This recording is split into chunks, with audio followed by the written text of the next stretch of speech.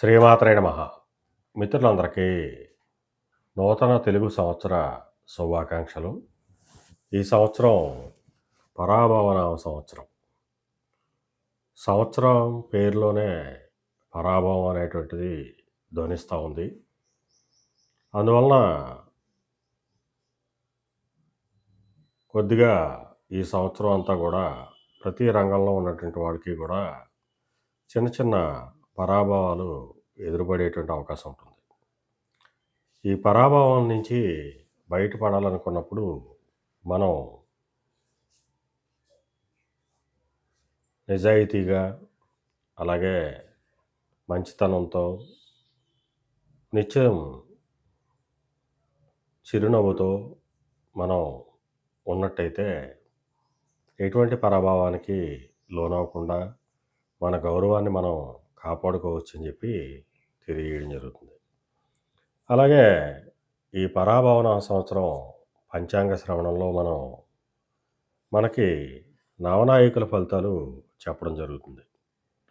ఇందులో రాజు గురుడవడం జరిగింది, మంత్రి కుజుడవడం జరిగింది, సేనాధిపతి చంద్రుడవడం జరిగింది, సస్యాధిపతి శుక్రుడు, ధాన్యాధిపతి బుధుడవడం జరిగింది, అర్కాధిపతి చంద్రుడవడం జరిగింది, మేఘాధిపతి చంద్రుడవడం జరిగింది, రసాధిపతి సూర్యుడవడం జరిగింది, నీరసాధిపతి గురుడవడం జరిగింది. మొత్తంగా మనం ఈ 9 గ్రహాలు 9 నవనాయకుల్ని మనం పరిశీలించినట్టయితే 7 శుభగ్రహాలు నాయకత్వం వహించడం జరిగింది. అందువలన అంతా కూడా మంచిగానే ఉంటుంది. సమమైనటువంటి వర్షాలు పడతాయి. అలాగే పంటలు కూడా సమృద్ధిగా పండేటువంటి అవకాశం ఉంటుంది. అలాగే ఈ సంవత్సరం కూడా బంగారం ధర పెరిగేటువంటి అవకాశం ఉంటుంది. అలాగే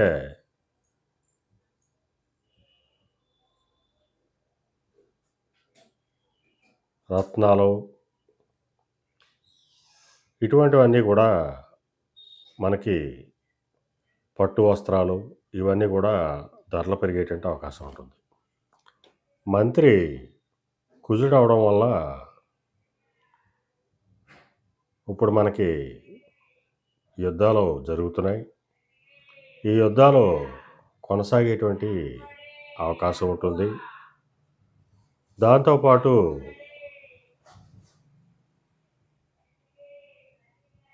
తుఫాన్లు ఇటువంటివి వచ్చేటువంటి అవకాశం ఉంటుంది. అలాగే పంటలకి ఎండు తెగులు వచ్చేటువంటి అవకాశం ఉంటుంది. అలాగే ఈ సంవత్సరం కూడా మనకి మోడాలు ఇవ్వడం జరిగింది. గురుమోడం 15 జూలై 2026 నుంచి 15/8/2026 వరకు గురుమోడం ఉంటుంది. శుక్రమోడం 17/10/2026 నుంచి 27/10/2026 వరకు కూడా శుక్రమోడం ఇవ్వడం జరిగింది. అలాగే ఈ సంవత్సరం పుష్కరాలు 26/5/2026 నుంచి మనకి గురుడు కర్కాటక రాశిలో ప్రవేశిస్తున్నాడు కాబట్టి మనకి యమునా నది పుష్కరాలు వచ్చేటువంటి అవకాశం ఉంటుంది. అలాగే మనకి పంచాంగ శ్రవణంలో ముఖ్యంగా మనం చూసేటువంటివి ఆదాయం, వ్యయాలు.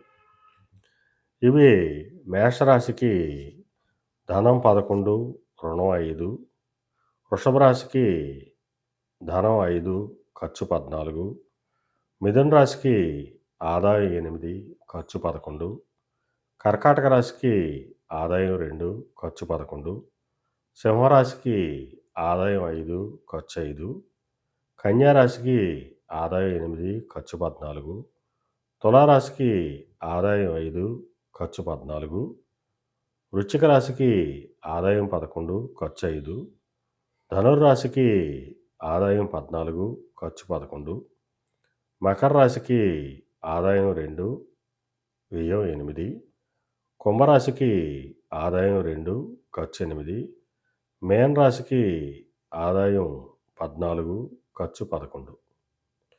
అలాగే నేనెప్పుడు ముఖ్యంగా సంవత్సర ఫలితాలు నక్షత్రాలను బట్టి తెలియజేయడం జరుగుతుంది. ఆ ఫలితాలను మనం పరిశీలించినట్టయితే అశ్విని, పుష్యమి, స్వాతి, అభిజిత్ నక్షత్రాల్లో ఉన్నటువంటి వాళ్ళకి అలంకార ప్రాప్తి, నూతన వస్తు ప్రాప్తి జరిగేటువంటి అవకాశం ఉంటుంది.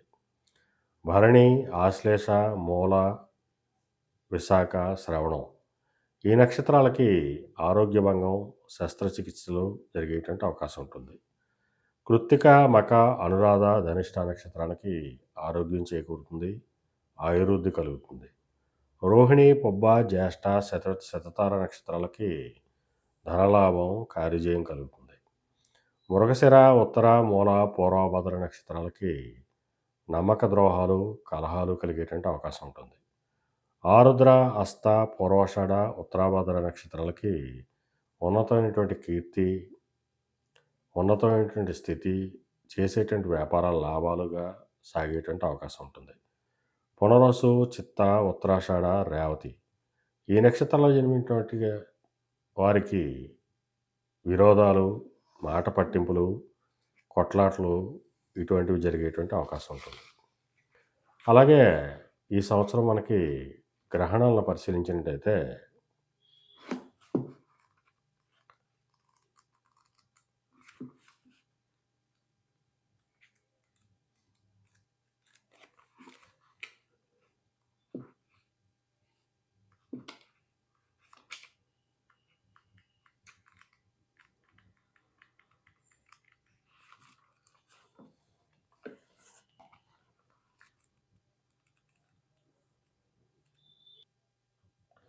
ఈ సంవత్సరం మనకి ఎటువంటి గ్రహణాలు మన దేశంలో కనిపించవు. గ్రహణాలు లేకపోవడం కూడా అశుభ సూచకంగానే మనం భావించాలి. అందువలన ఈ పరాభవన సంవత్సరం సామాన్యమైనటువంటి ఫలితాలను ఇస్తుంది. మనం యథాశక్తి ఆ భగవంతుడిని ఆరాధించి, భగవంతుడి ఆశీస్సులతో అందరూ ఆయురారోగ్య ఐశ్వర్యాలతో తొంతూగాలని, నేను నిత్యం ఆరాధించే ఆ లలితాదేవి అమ్మవారి యొక్క కరుణా కటాక్షాలు ఎల్లవేళలా మన మిత్రులందరూ ఉండాలని కోరుకుంటూ, మీ పెదబాబు సిద్ధాంతి, గొల్లల మామిడాడ.